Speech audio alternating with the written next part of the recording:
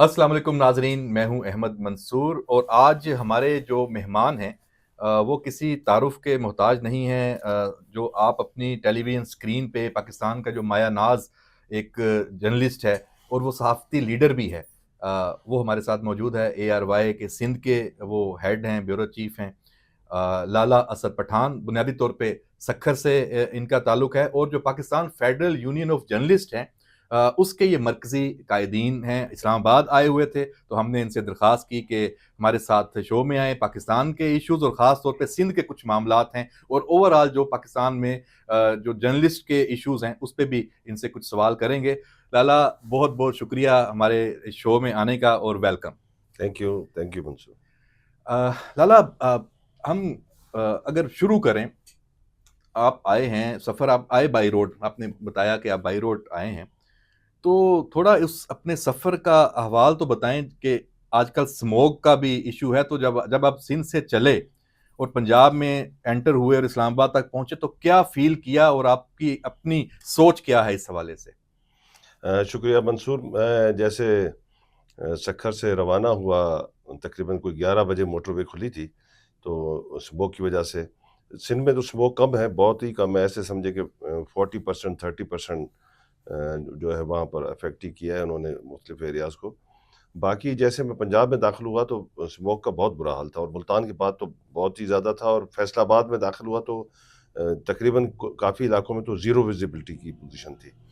तो स्मोक ने बड़ा परेशान किया। जो सफ़र 8 साढ़े 8 या 9 घंटे में ख़त्म होना था, तो वो 11 घंटे में जाके ख़त्म हुआ। तो सफ़र ने बड़ा थकाया। मगर ये स्मोक एक इशू है, और अब इस इशू को गवर्नमेंट किस तरह सॉल्व करेगी, किस तरह इस और इसमें चीज़ को लेकर देखें, जब आप चलेगी। जो कह रहे हैं कि एक तो सफ़र मुश्किल हो जाता है कि विज़िबिलिटी नहीं है, हादसात बढ़ जाते हैं। और दूसरा जो हेल्थ इश्यू है, क्योंकि इसमें तो जो कार्बन और सल्फ़र उसके जो ज़रात हैं वो आप इन्हेल कर रहे होते हैं, सांस की जो बीमारियां हैं और जो आप गले की और दीगर, जी तो हाँ, वो बिल्कुल। बढ़ गई हैं। अ, तो इसमें कुछ उस नज़र आ रहा है हुकूमती जो इकदामात हैं, क्योंकि ये तो हर साल बढ़ता जा रहा है। ये तो 3 से 4 माह पूरे, ख़ास तौर पे पंजाब के जो शहर हैं और अब तो KPK में भी ये बात फैल चुकी है और जी। सिंध में भी किसी हद तक ये मामला है। जी हाँ, सिंध में घोटकी और थोड़ा-सा इलाका जो है वो पन्नू-आकिल तक का स्मोक ने उसमें अपना असर डाला है। बाकी सिंध इसमें क्लियर है, मगर इस तरफ बहुत ज़्यादा है, और है ज़्यादातर ये आता है अपने इंडियन पंजाब से। स्मोक का जो फ्लो है वो बहुत ज़्यादा है। हमारा तो थोड़ा बहुत था, इससे पहले कभी इस तरह का प्रॉब्लम नहीं हुआ। जब से हवाओं का ये सिलसिला शुरू हुआ है, तो वहाँ से स्मोक जो है वो ये ट्रैवल जनरेट करती होती है। है और जी इसमें हाँ। चूंकि सारा जो फैक्ट्रियों का धुआं है या जी, जो फसलों की बाकियात जलाते हैं जी। या जो गाड़ियों का जो धुआं है वो इसमें अफेक्ट, और हमारी इंसान की अपनी ये बनाई हुई तकलीफ है जो इंसान भुगत रहा है। बिल्कुल। जी, अल्लाह ताला का ऐसा अजीब-सा निज़ाम है कि जो चीज़ें हम यहाँ से जला के या उसका फैक्ट्रियों का बाकी चीज़ें केमिकल्स की सूरत में आसमान की तरफ भेजते हैं, तो अल्लाह ताला उसको वापस हमारी तरफ भेजता है, तो आसमान उसको कबूल नहीं करता। इसी तरह समंदर में जितनी भी हम दरिया सिंध के ज़रिए या दीगर नालों के ज़रिए गंदगी भेज रहे हैं, तो वो भी समंदर हमें वापस करता है। आप कराची का सी पर जाएँ, आके समंदर देखें तो सारा ब्लैक हुआ हुआ है और कचरे से भरा हुआ है। तो बाकी दुनिया में जब समंदर में वेस्टेज वाटर डाला जाता है, तो उसको पहले ट्रीटमेंट प्लांट से गुजारा जाता है, और ट्रीट करके वो पानी को साफ़ करके समंदर में फेंकते हैं। तो इसलिए उनके समंदर साफ़ सुथरे हैं, और हमारा समंदर बहुत गंदा है। इसलिए इस पर तो फेडरल गवर्नमेंट को भी काम करना चाहिए, सेंट्रल गवर्नमेंट को भी सिंध काम गवर्नमेंट करना को। चाहिए, और तमाम सूबाई गवर्नमेंटों को काम करना चाहिए कि जब तक एनवायरनमेंट ठीक नहीं होगा, तो ये बीमारियों का खात्मा और नहीं होगा। शहरियों नहीं, को नहीं। अपने तौर पे भी हिस्सा डालना चाहिए। ये जो गंदगी की आपने बात की कि हम जब ये फेंकते हैं किसी समंदर में तो वो वापस आती है। सोशल मीडिया भी एक समंदर है, उसमें भी जो उसके सार्फिन हैं वो गंदगी, उसमें फेक न्यूज़, उसमें कीचड़, वो दूसरों की जानब फेंकते हैं उस समंदर में और वापस फिर सबकी अपनी लाइफ है वो भी डिस्टर्ब होती है। सोशल मीडिया पे जब भी बात होती है कि रियासत का कंट्रोल होना चाहिए या वहाँ पे फेक न्यूज़ का तदारुक होना चाहिए, रियासत की कानून साज़ी, तो साथ ही आज़ादी इज़हार पे पाबंदी की बात उससे जोड़ दी जाती है। तो आप नहीं समझते कि इसमें अवेयरनेस की ज़रूरत है और सोशल मीडिया के जो लॉज़ हैं उनको उन पे अमल होना चाहिए, और उस हवाले से आपकी क्या तजावीज़ हैं? आप सोचते क्या हैं इस हवाले से? बिल्कुल। सोशल मीडिया जो है वो उसकी रीच जो है वो इस वक्त पाकिस्तान में घर घर तक है। یعنی عام ایک مزدور سے لے کر اور ایلیٹ کلاس کا جو بندہ ہے یا گورنمنٹ میں بیٹھے لوگ ہیں ان تک سوشل میڈیا کی ریچ ہے. کیونکہ سوشل میڈیا اس وقت پاکستان میں بہت زیادہ اس پر لوگوں کی نظر رہتی ہے. اس کی دو وجوہات ہیں. ایک وجہ یہ ہے کہ مختلف حکومتیں جب آتی ہیں تو وہ جب نیشنل میڈیا کو کنٹرول کرنے کی کوشش کرتی ہیں تو اس کنٹرول کی وجہ سے جو لوگ ہیں وہ ڈائیورٹ ہو رہے ہیں اس پہ سوشل میڈیا پر. اور سوشل میڈیا میں پرابلم یہ ہوا ہے کہ بہت ساری سیاسی پارٹیوں نے، بہت سارے لوگوں نے پیسے کمانے کے چکر میں اور فیک نیوز اتنی پھیلا دی ہیں، اتنی اس پہ سوشل میڈیا پہ ہرزہ سرائی ہوتی ہے کہ لوگ پریشان ہو جاتے ہیں کہ اس پہ یقین کس پہ کیا جائے. تو اس لیے گورنمنٹ کو کوئی ایک مؤثر قانون اس پہ ضرور بننا چاہیے. مجھے تو بڑی حیرت ہوتی ہے جو یہاں پر پاکستان میں قوانین کی مخالفت کرتے ہیں اور کہتے ہیں کہ جی یہاں پر جو ہے وہ مادر پتر ہر چیز آزاد ہونی چاہیے. مگر میں جب ان سے یہ کوشچن کرتا ہوں کہ آپ جب لنڈن جاتے ہیں، امریکہ جاتے ہیں، یورپ کے کسی ملک میں رہتے ہیں یا جاتے ہیں، یا آپ قریبی یو اے ای جاتے ہیں، تو وہاں پر آپ اس طرح کی خرافات، اس طرح کی فیک نیوز، اس طرح کے لوگوں کے پگڑیاں کیوں نہیں اچھالتے وہاں پر بیٹھ کر؟ تو وہ کہتے ہیں کہ نہیں، وہاں پر قانون بڑے سخت ہیں اور اس قانون کی وجہ سے ہمیں جو ہے وہ مشکلات کا سامنا کرنا پڑے گا. تو کیا پاکستان میں یہ اجازت ہے کہ آپ لوگوں کی پگڑیاں اچھالیں، لوگوں کو گالیاں دیں، فیک نیوز پھیلائیں اور اس طرح کی غلط خبروں کو جو ہے وہ زیادہ سے زیادہ پروموٹ کریں تاکہ اس سے ریاست کے لیے بھی پرابلمس کھڑے ہوں، گورنمنٹ کے لیے پرابلمس کھڑے ہوں، عوام کے لیے پرابلمس کھڑے ہوں. اور عوام کتنا ذہنی طور پہ انتشار اور منتشر ہونے کا کی اس کی وجہ بنتا ہے آپ کی یہ فیک نیوز اور یہ سب چیزیں. تو بالکل قانون بننا چاہیے. اور جہاں جہاں جو بھی، اگرچہ کوئی جرنلسٹ ہے وہ بھی، کوئی پولیٹیکل کارکن ہے وہ بھی، یا کوئی بھی پاکستانی ہے، وہ اپنے ملک کے حوالے سے، اپنے شہروں کے حوالے سے اگرچہ کوئی غلط خبر پھیلاتا ہے تو پھر اس کے خلاف قانونی کارروائی ہونی چاہیے، فیئر ٹرائل ہونا چاہیے. اور اگرچہ کوئی خبر صحیح ہے اور اس کے خلاف گورنمنٹ کوئی ایکشن لیتی ہے تو اس کے سامنے ہم Pakistan federal union of journalist بھی ایک دیوار بن کے کھڑے ہوں گے. کیونکہ صحیح خبر کے ساتھ ہم کھڑے ہیں اور ہم چاہتے ہیں کہ پاکستان میں فیک نیوز کا خاتمہ ہو اور اصل نیوز جو ہے وہ لوگوں تک پہنچنی چاہیے. لالا اسد پٹھان صاحب، یہ جو خبر کی دنیا ہے، جرنلزم ہے، آپ کئی دہائیوں سے اس سے وابستہ ہیں اور اس حوالے سے آپ کا ایک سیاسی کردار بھی ہے. تو جو سوشل میڈیا کا چیلنج درپیش ہے ٹی وی چینلز کو، اخبارات تو خیر بہت زیادہ افیکٹ ویسے ہو چکے ہیں، تو اس کو آپ کیسے دیکھتے ہیں؟ یہاں ہر شعبہ ہوتا ہے، ڈاکٹرز ہیں، جو ٹیچرز ہیں، آپ کے انجینئرز ہیں، ان کی ایک خاص ایک پڑھائی ہے، ان کا ایک پروفیشن ہے. اس سوشل میڈیا نے ایک نیا یہ ڈھنگ نکالا ہے کہ اگر دنیا میں 5 ارب کے لوگ موبائل استعمال کرتے ہیں تو 5 ارب کے 5 ارب کو آپ نے صحافی بھی سمجھ لیا ہے. تو بالکل کیا ایسا یہ فرق نہیں ہونا چاہیے کہ یہ جو خبر دینا، جو تحقیق، اور یہ اسپیشلائزڈ ایک ایونٹ ہے، یہ تو نہیں کہ جس کے ہاتھ میں موبائل آ گیا وہ صحافی بن گیا. اس پہ اب دنیا کو کیا کرنا چاہیے، ہمیں صحافتی تنظیموں کو کیا کرنا چاہیے، اور اس حوالے سے کوئی روڈ میپ آپ تجویز کرتے ہیں؟ جی بالکل منصور، اس پہ تو پوری دنیا تو بالکل ہی کلیئر ہے. پوری دنیا میں اس طرح کی کوئی مادر پتر آزادی کہیں نہیں ہے کہ جس کے پاس موبائل ہے وہ جرنلسٹ ہے. ہاں وہ چیزیں ضرور، اگرچہ کوئی چیز ایکسپلور کر رہا ہے تو وہ اپنے پیج پہ ڈال دیتا ہے کہ میں نے یہ دیکھا ہے. وہ کبھی وہاں پر کسی کی پگڑیاں نہیں چلی جاتی اور فیک نیوز نہیں پھیلائی جاتی. یہ پرابلم ہمارے ملک کو ہے اور ہماری طرح جو چھوٹے ممالک ہیں جہاں پر قوانین کو صحیح طریقے سے استعمال نہیں کیا جاتا. اور میں اس میں دو چیزیں ہمیشہ ڈسکس کرتا ہوں ہر جگہ پر. ایک تو یہ دیکھیں آپ، نیشنل ٹی وی ہے یا اخبارات ہیں، اس میں ایک میکینزم ہے، اس میں ایک کاپی ایڈیٹر ہے، ڈائریکٹر نیوز ہے، پوری کا پوری ایک ٹیم ہے جو خبروں کو چھانی مار کر نکالتی ہے، اس کو دوبارہ پراپر چیک کرتی ہے، کراس چیک کرتی ہے، اپنے رپورٹر کو اس پہ لائن پہ لیتی ہے، اور جس کا معاملہ ہوتا ہے ان کو بھی لائن پہ لیا جاتا ہے، ان سے بھی بات کی جاتی ہے. تو ایک خبر پوری کی پوری جو ہے وہ ایک میکینزم سے گزر کر منظر عام پر آتی ہے اور لوگوں تک جاتی ہے. مگر سوشل میڈیا کا پرابلم یہ ہے کہ میں ہی رپورٹر ہوں، میں ہی ڈائریکٹر نیوز ہوں، میں ہی اینکر ہوں، جس کا میں دل چاہے اس کی جو ہے وہ پگڑی اچھالنا شروع کر دوں.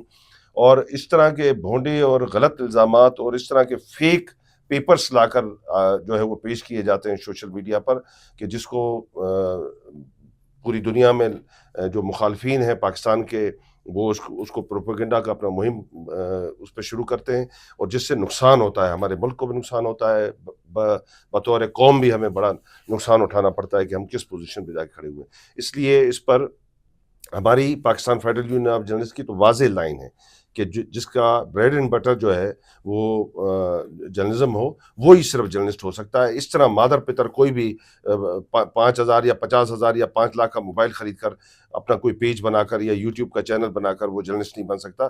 جرنلسٹ کی اپنی ایک کیٹیگری ہے، اور آپ کے اس پروگرام کے توسط سے میں تمام ان جرنلسٹوں کو بھی یہ پیغام دینا چاہتا ہوں، یوٹیوبرز کو اور جو نیولی کمر جرنلسٹ ہیں، کہ تقریباً مجھے 30-32 سال ہو گئے ہیں جرنلزم میں نے سخت سے سخت بات کی ہے پاکستانی اسٹیبلشمنٹ کے خلاف، پاکستانی گورنمنٹس کے خلاف، مختلف ایشوز پہ بات کی ہے، عوامی ایشوز پر بات کی ہے، مگر کبھی بھی میں نے ایجنڈا جرنلزم نہیں کی ہے۔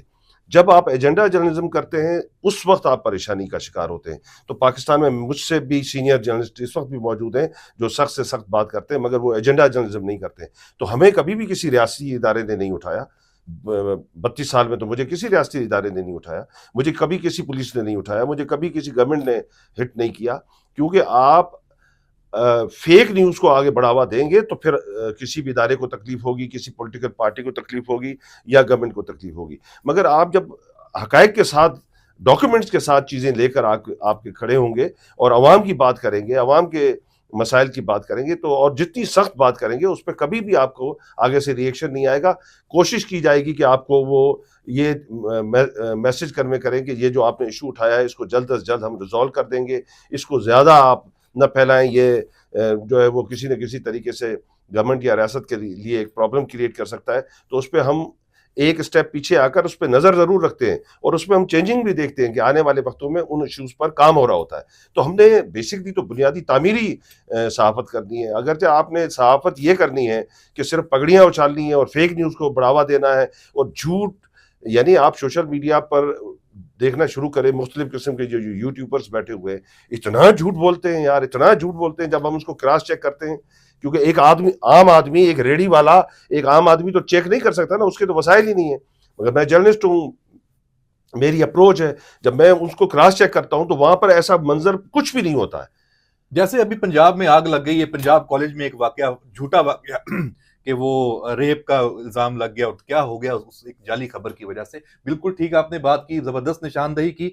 اب تھوڑا پولیٹیکل آخر میں 2-3 چیزیں ہیں، اس سے آپ کی رائے جاننا چاہوں گا، اور اس کے ساتھ پھر ہم اپنی نشست ختم کریں گے۔ اور اس سے پہلے ڈاکو راج، اور جہاں پہ آپ ہیں، اور آپ کے تو ڈاکوں سے بھی تعلقات ہوں گے، ظاہر سی بات ہے کیونکہ آپ بڑے پہنچے ہوئے صحافی ہیں، یہ کیوں قابو نہیں پایا جا رہا؟ وہ تو یہ وارداتیں بڑھتی جا رہی ہیں، ان کا علاقہ بالکل نو گو ایریا آج سے نہیں ہے، کب سے ہے، اور سندھ حکومت ذمہ دار ہے نہیں ہے، اور اس کے پیچھے اصل راز کیا ہے؟ منصور، اس کے پیچھے 5 ارب روپے کی اکانومی ہے۔ اس 5 ارب روپے سالانہ، سالانہ 5 ارب سالانہ کی یہ اکانومی ہے، اور یہ جو ہے شروع ہوتی ہے شکارپور سے، اور اس کا اختتام ہوتا ہے پنجاب کے شہر علاقے راجنپور تک۔ تو یہ پوری کے پورا جو کچے کا بیلٹ ہے، اس میں جو یہاں پر ڈاکو پنپ رہے ہیں، جن کی تعداد ملا جلا کے صوبہ سندھ سے اور صوبہ پنجاب کے یہ جو ڈاکو دونوں طرف ٹریول کر رہے ہوتے ہیں، ان کی ملا جلا کی جو تعداد ہے وہ تقریباً 250 کے قریب ہے۔ ان 250 لوگوں نے تقریباً 6.5 لاکھ ایکڑ زمین کو جو ہے وہ اپنے کنٹرول میں کیا ہوا ہے۔ وہ سرکاری لینڈ ہے، وہ ریونیو کی اس میں لینڈ ہے، اس میں اس کی محکمہ جنگلات کی زمین بہت بڑے پیمانے پہ ان کی زمین ہے وہاں پر۔ اب وہاں پر یہ جو کلٹیویشن کرتے ہیں اس میں 3-4 فصلوں کی کلٹیویشن ہوتی ہے، اس میں اربوں روپے کی گیم اس میں ہے۔ اس کے علاوہ جو مچھلی اس میں سے نکلتی ہے وہ یا تو ریونیو کا پہلے ٹھیکہ ہوا کرتا تھا یا محکمہ جنگلات کا ٹھیکہ ہوا کرتا تھا، وہ اب ختم ہو گیا، دونوں طرف سے اس پر ڈاکوں کا قبضہ ہے۔ اور اس کے علاوہ اس جنگلات کی کٹائی ہوتی ہے اور بے دریغ کٹائی ہوتی ہے، اور وہ سارے کا سارا لکڑیوں کی صورت میں باہر بیچا جاتا ہے، اس کا الگ سے ریونیو ہے۔ اور ایک خوف کا عالم طاری کرنے کے لیے اس پورے علاقے کو، اس 6.25 لاکھ ایکڑ زمین کو جو ہے نو گو ایریا بنانے کے لیے لوگوں کو اغوا کیا جاتا ہے، ٹارچر کیا جاتا ہے، ان کی ویڈیوز، اب تو ڈاکوؤں کے بھی پیجز ہیں، ڈاکوؤں نے یوٹیوب چینل بنائے ہوئے ہیں، ڈاکوؤں نے فیس بک پیجز بنائے ہوئے ہیں، اور وہ لوگوں کو میسج کر رہے ہیں کہ اس کو لائک کریں, سبسکرائب کریں, وہاں پر وہ ایک خوف بیچ رہے ہوتے ہیں, وہاں پر وہ ٹارچر جو مغوی ہیں ان کو ٹارچر کر رہے ہوتے ہیں, وہ سارا اس کوئی پہ وہ دکھا رہے سرپرستی بھی ہوتے ہیں. ہوتی ہے یہ جو بالکل 5 سرپرستی ارب ہے اس میں حصہ جاتا ہے؟ لوکل وڈیرا اس کا سرپرست ہے, لوکل سردار اس کا سرپرست ہے, پولیس بہت سارے کالی بھیڑیں جو پولیس میں موجود ہیں وہ ان کے سرپرست ہیں, اور جو ہے وہ وہاں پر جو M N A M P As ہیں ان میں بھی میں تو نام بھی لینے کے لیے تیار ہوں, مگر کیونکہ ایک جرنلسٹ ہونے کے ناطے وہ یہاں پر موجود ہوتا تو پھر میں اس کا نام لے کر بات کرتا, کیونکہ وہ اس وقت یہاں پر موجود نہیں ہے تو اس لیے میں نام نہیں لوں گا. مگر وہ ان کا تعلق بھی سیاسی جماعتوں سے, M N A M P A منتخب ہوتے ہیں, اور جب الیکشن آتے ہیں تو یہ سارے ڈاکو ان کے ساتھ الیکشن کیمپین میں ساتھ چل رہے ہوتے ہیں. تو آپ دیکھیں یہ پوری اکنامی ہے, جب تک ریاست پاکستان کوئی فیصلہ نہیں کرے گی اور حکومتیں مل کر کوئی فیصلہ نہیں کرے گی, تب تک اس اکانومی کو کریش کرنا پڑے گا, تبھی یہ ڈاکو راج ختم ہوگا. ورنہ اس ڈاکو راج کی وجہ سے سندھ صرف پرابلم کا شکار نہیں ہے, پنجاب آنے جانے والے لوگ اغوا کیے جاتے ہیں, کے پی آنے جانے والے لوگ اغوا کیے جاتے ہیں, بلوچستان آنے جانے والے لوگ اغوا کیے جاتے ہیں, معصوم بچوں کو اغوا کیا جاتا ہے, اب تو خواتین کو بھی اغوا کیا جا رہا ہے. تو کب جاگیں گے ہماری ریاست, کب جاگے گی ہماری حکمران, اور وہ کب اس درد کو محسوس کریں گے کہ عام پاکستانی کس کرب سے گزر رہا ہے, اور اس کرب کا خاتمہ اگرچہ ریاست چاہے تو صرف 2 گھنٹے کے اندر یہ سارے کا سارا مسئلہ ختم ہو جائے گا, اور کوئی ڈاکو آپ کو اس علاقے میں نظر نہیں آئے گا. بہت اہم نقطہ آپ نے اٹھایا, اور اس میں جو ایشوز آپ نے بتائے ہیں یہ تو واقعی لگتا ہے کہ یہ بہت گھمبیر مسئلہ ہے اور آسانی سے اس کا تدارک ہونے والا نہیں ہے. دیکھتے ہیں کہ کیا آنے والے دنوں میں, سالوں میں اس حوالے سے کوئی پیش رفت ہوتی ہے. لالا, آخری بات, فائنل کال, سیاسی جو منظرنامہ ہے, تحریک انصاف اور بانی پی ٹی آئی عمران خان, ایک تو یہ تو طویل سفر ہے کئی سالوں پہ, اس ملک کا جو سیاسی نظام ہے وہ کس طرح متاثر ہے, ایک عدم استحکام ہے, وہ ختم ہونے کا نام نہیں لے رہا. اب کچھ سٹیبلٹی آتی نظر آ رہی ہے, تو اس میں پھر ایک فائنل کال کے نام پہ اسلام آباد پہ چڑھائی 24 نومبر کی تاریخ دی ہے. کیا کہیں گے, اور سندھ سے بھی کوئی حملہ آور ہوگا اس دفعہ اسلام آباد, یا پھر یہ کے پی کے کا معاملہ ہی رہے گا؟ دیکھیں سندھ میں پی ٹی آئی کا اتنا اثر رسوخ نہیں ہے. پی ٹی آئی کی اگرچہ تھوڑی بہت اسٹرینتھ ہے تو وہ بھی ووٹ کی صورت میں کراچی اور حیدرآباد کے شہری علاقے میں, دونوں شہروں میں ہے, اور باقی سندھ میں جو ہے وہ ان کی اتنی اسٹرینتھ نہیں ہے. جو پی ٹی آئی کو یا خان صاحب کے نظریے کو لوگ پسند کرتے ہیں, یا پی ٹی آئی کو ایز اے جماعت لوگ پسند کرتے ہیں, تو وہ ووٹ کی حد تک کرتے ہیں. Street power P T I کے پاس سندھ میں نہیں ہے. تو اس لیے آپ نے کبھی بھی جب بھی دیکھا ہوگا, جتنے بھی خان صاحب نے جب وہ جیل سے باہر تھے تب بھی انہوں نے جو بھی جلسے کیے تو سندھ سے بہت کم تعداد یہاں پر شامل ہوتی تھی. اور کیونکہ خان صاحب کا زیادہ زور جو ہے وہ پنجاب اور کے پی میں ہے, تو اس لیے وہ ہمیشہ ان کی جتنی بھی اسٹریٹ پاور کے بھی انہوں نے جو مظاہرے کیے ہیں وہ ان دونوں صوبوں سے وہ کرتے ہیں. باقی صوبوں میں ان کا کوئی اتنا بڑا اسٹریٹ پاور نہیں ہے. اب جو آپ نے یہ نئے اعلانات کی بات کی, دیکھیں پولیٹیکل پارٹیاں اپنی رائیول پارٹیوں کو جھکانے کے لیے مختلف قسم کے اعلانات کرتی ہیں. اب دیکھنا یہ ہوتا ہے کہ جو پولیٹیکل پارٹی اس وقت پاور میں بیٹھی ہے وہ کس ویژن کے ساتھ آگے بڑھ رہی ہے, کس حکمت عملی کے ساتھ آگے بڑھ رہی ہے. اس سے پہلے بھی جب نواز شریف پاور میں ہوتا تھا تو بی بی بے نظیر صاحبہ سندھ سے لانگ مارچ لے کر نکل رہی ہوتی تھی اسلام آباد کے لیے, اور اسی طرح جب بی بی اقتدار میں ہوتی تھی تو نواز شریف صاحب لانگ مارچ لے کر لاہور سے نکل رہے ہوتے تھے اسلام آباد کی طرف. تو پولیٹیکل پارٹیاں اس طرح کے احتجاجات کرتی ہیں, مگر وہ احتجاج جو ہے وہ گورنمنٹ کے خلاف ہونا چاہیے, وہ احتجاج کسی اصول کی بنیاد پر ہونا چاہیے, وہ احتجاج عوام کے مفادات کے لیے ہونا چاہیے, وہ احتجاج کسی ایک شخص کے لیے نہیں ہونا چاہیے. اگرچہ آپ کسی ایک شخص کے لیے پورے ملک کو داؤ پہ لگانے کی کوشش کریں گے تو یہ زیادتی ہوگی. اس سے پہلے جتنے بھی احتجاج میں نے اپنے کیریئر میں دیکھے ہیں, جرنلزم کے کیریئر میں, وہ کبھی کسی ایک لیڈرشپ کے لیے نہیں کیے جاتے تھے. وہ جنرل تمام ایشوز کو لے کر کیے جاتے تھے. جس طرح پیپلز پارٹی نے کالا باغ ڈیم کے ایشو پہ احتجاج کیے ہیں, پانی کے ایشوز پہ احتجاج کیے ہیں, ملازمتوں کے ایشوز پہ احتجاج کیے ہیں, کوٹا سسٹم کی بحالی کے لیے احتجاج کیے ہیں, اور اس کے علاوہ بہت سارے جو عوامی ایشوز ہیں جو سندھ کے لوگوں کے ٹچی ایشوز تھے ان پر سیاست کی ہے. اسی طرح پیپلز پارٹی نے پورے ملک کی لیول پر جو احتجاج کیے ہیں ان میں بھی آپ کو سیاسی رنگ نظر آتا ہوگا, عوام کا درد اور دکھ نظر آتا ہوگا، مگر کسی ایک شخص کے لیے نہیں۔ اب یہ جو فائنل کال جس طرح آپ کہہ رہے ہیں، اب سب سے بڑا مسئلہ یہ ہے کہ ہمارے پاس جو اس وقت پی ٹی آئی ہے، اس کے جو لیڈرشپ ہے وہ ابھی تک میری نظر میں میچور نہیں ہے۔ کبھی بھی کوئی پولیٹیکل پارٹی چاہے جتنی بھی بڑی طاقت رکھتی ہو، وہ کبھی بھی یہ نہیں کرتی کہ یہ میری فائنل کال ہے، کیونکہ آپ نے فائنل کال کہہ دیا، عوام اس پہ جتنے بھی آپ کے چاہنے والے تھے وہ آ گئے باہر، اور جب آپ فائنل کال کی بات کرتے ہیں تو جو آپ کے ووٹر سپورٹر ہیں ان میں بھی ایک خوف طاری ہوتا ہے کہ ہم ڈو اور ڈائی کی طرف جا رہے ہیں، یعنی وہاں پر مرنے والی پوزیشن پہ بھی اختیار کریں گے، تو آدھے تو اس میں بھاگ جائیں گے، جو آدھے پیچھے بچیں گے وہ وہاں پر آئیں گے، اور فائنل کال جو اس سے پہلے 2-3 دفعہ ہم نے دیکھا کہ بلو ایریا کراس کر کے ڈی چوک تک پہنچ گئے، اور اس کے بعد جو ہے وہ کے پی کے سی ایم جو ہے وہ لاپتہ ہو گئے۔ اگر اس فائنل کال میں بھی یہی صورتحال ہوئی تو پھر پی ٹی آئی کا بٹھا بیٹھ جائے گا، پی ٹی آئی ایک پولیٹیکل پارٹی کا وجود اپنا کھو بیٹھے گی۔ اس لیے ان کی لیڈرشپ کو سمجھنا چاہیے، کبھی بھی کوئی فائنل کال نہیں ہوتی ہے، سیاسی پارٹیاں اپنے حکمت عملی کے تحت ایک اسٹیپ آگے لیتی ہیں، 2 اسٹیپ بیک جاتی ہیں، 2 اسٹیپ آگے لیتی ہیں، 1 اسٹیپ بیک جاتی ہیں، یہی پولیٹیکل ویژن ہونا چاہیے۔